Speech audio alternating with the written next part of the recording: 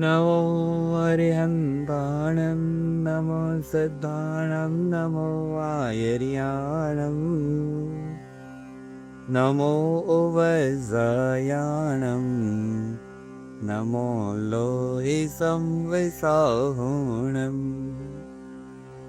એષુ પંચ નમકારો સંવપાવપણાશણો મંગલાનં ચ સવ્વેસિં પરમં હોય મંગલમ.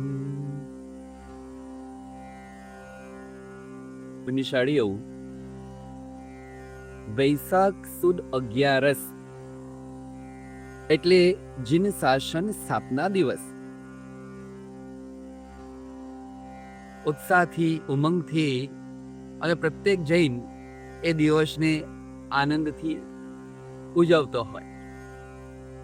હવે પ્રશ્ન એ થાય કે શાસન એટલે શું? તો મોક્ષ માર્ગે આગળ વધવા માટે સાધુ, સાધ્વી, શ્રાવક, શ્રાવિકા, ચતરિક શ્રી સંઘનો જે સમૂહ હતો એમની જે દિવસે સ્થાપના કરવામાં આવી એને શાસન સ્થાપના કહેવાય. મુખ્યતયા ઉત્તમ કોટીના વ્રતધારી આરાધકોનો સુસમૂહ જે દર્શન, જ્ઞાન, ચારિત્ર, તપની આરાધના કરતા કરતા પોતાનું આત્મકલ્યાણ સાધે. સાધુ સાધ્વી ભગવંતો પંચમહાવ્રતોનું પાલન કરતા આગળ વધે અને શ્રાવક શ્રાવિકાઓ 12 વ્રત આદિનું પાલન કરતા આગળ વધે. હવે મૂળ વાત એ છે કે શાસનની સ્થાપના થાય શી રીતે, એટલે શેના આધારે થાય, શેના બળે થાય, શેના થકી શાસન સ્થપાય? તો સામાન્યથી એવું જોવા મળે કે અરિયન પરમાત્મા કેવલ જ્ઞાન પામી અને કેવલ જ્ઞાન પામ્યા પછી શાસનની સ્થાપના એટલે કે તીર્થની સ્થાપના. તીર્થ એ પણ એ જ, શાસન એટલે પણ એ જ અને સંઘ એટલે પણ એ જ. તો અહીં તીર્થની સ્થાપના કેવલ જ્ઞાનના આધારે એટલે કે શાસનની સ્થાપના કેવલ જ્ઞાનના આધારે અરિયંત પરમાત્મા કેવલ જ્ઞાન પામ્યા પછી તરત કરે.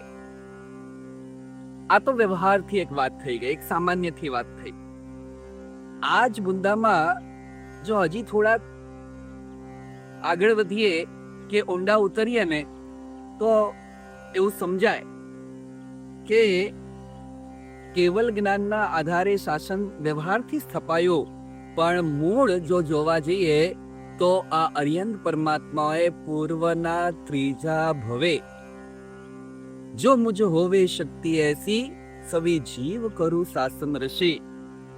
મારું ચાલે ને તો જગતના બધા જીવોને મોક્ષે પહોંચાડી દઉં, દરેકના આત્મરમણતાના ભાવની અંદર આગળ વધારી દઉં, દરેકને શાશ્વત સુખનો એ અજર અમર સ્થાન, એ નિર્વાણની અવસ્થાએ પહોંચાડી દઉં. અને પૂર્વના ત્રીજા ભવે તીર્થંકર પરમાત્માનો જીવ એ ભાવથી ઉત્કૃષ્ટ કોટીની આ ભાવના નિરંતર ભાવતો હોય.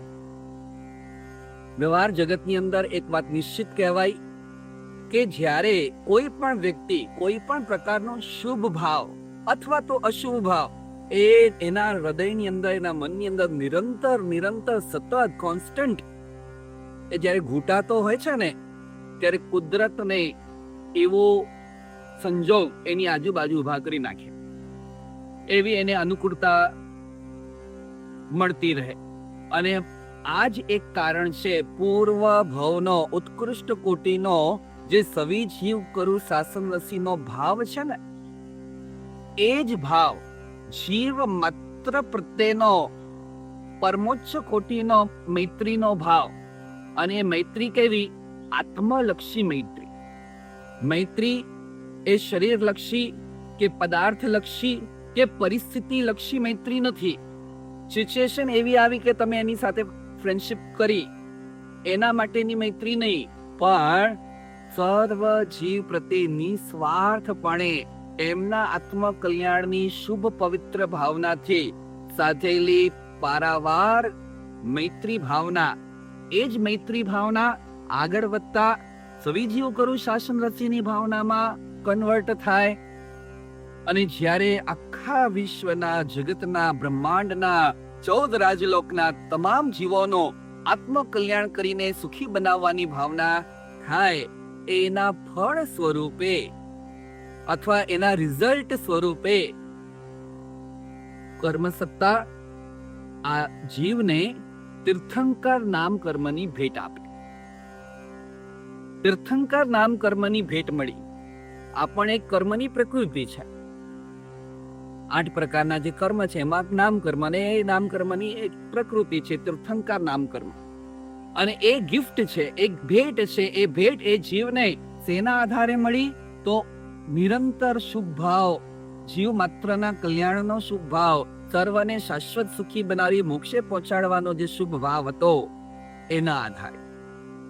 આપણા સૌના હૃદયમાં પણ અનેકો વાર શુભ ભાવો આવતા હોય છે, પણ દરેક સાધકોનો પ્રશ્ન એ હોય છે કે કોન્સ્ટન્ટ શુભ ભાવ આવતા નથી, આવે છે તો ટકતા નથી.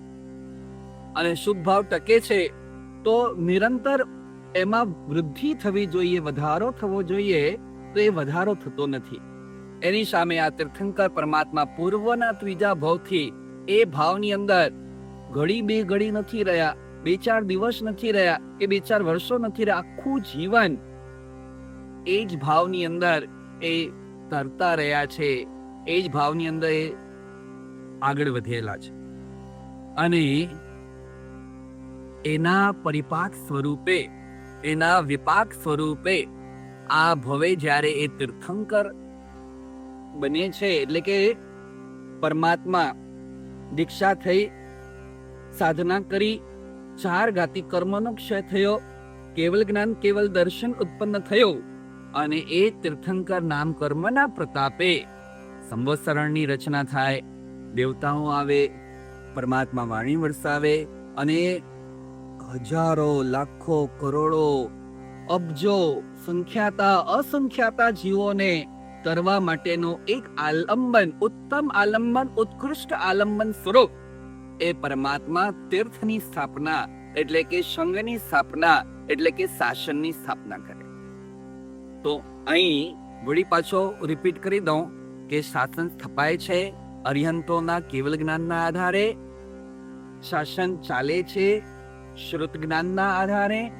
પણ આ બધામાં મૂળ કારણ જો પૂર્વનું જોવા જઈએ, જો રૂટ કોઝ જો એનું જોવા જઈએ, તો ઉત્કૃષ્ટ કોટીની નિસ્વાર્થપણાની, જીવ માત્ર પ્રત્યેની મૈત્રી ભાવના, આત્મહિતકારી મૈત્રી ભાવના, એના પ્રતાપે સવિજીવ કરું શાસન રસીની ભાવના, એના પ્રતાપે તીર્થંકર નામ કર્મ, અને એના પ્રતાપે પરમાત્માએ કરેલી આ શાસન સ્થાપના.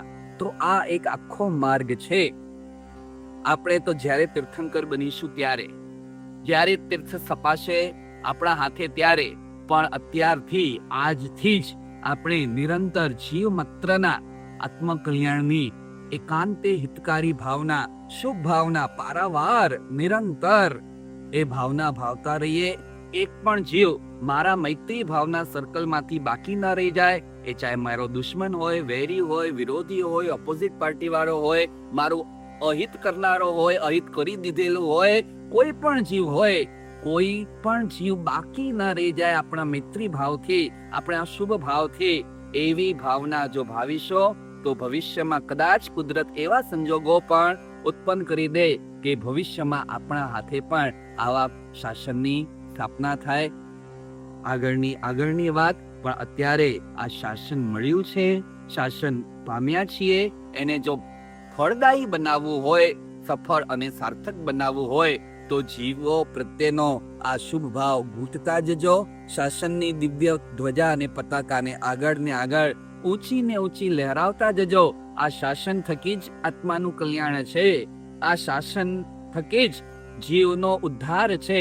એ ભાવના આત્મસાત કરી પોતે પણ તરીએ, પોતે પણ શાસન પ્રેમી, જીનાજ્ઞા પ્રેમી બનીએ અને આપણા આ આલંબને આસપાસના દરેક જીવોને એનાથી શાસનથી સંગતે તીર્થથી જોડવાનું કામ કરે અને આપણે આપણી એક પરમ ઉચ્ચ ધારાની અંદર આગળ વધીએ. એ જ મંગલ ભાવના શુભકામનાની સાથે સૌને આશીર્વાદ, ધર્મ લાભ.